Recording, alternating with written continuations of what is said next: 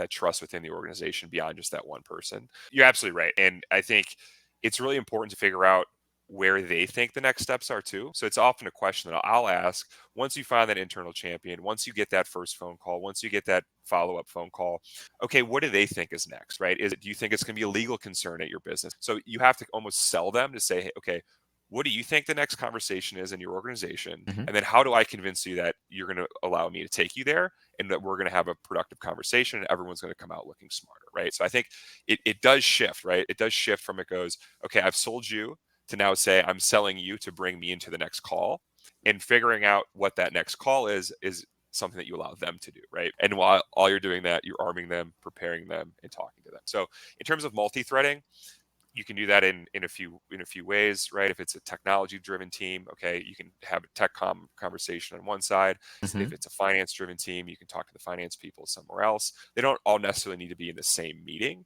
but it's good to have more and more threads because, to your point, right, having more and more roads into an organization, it's going to help that acceleration. It's going to help shorten those sales cycles.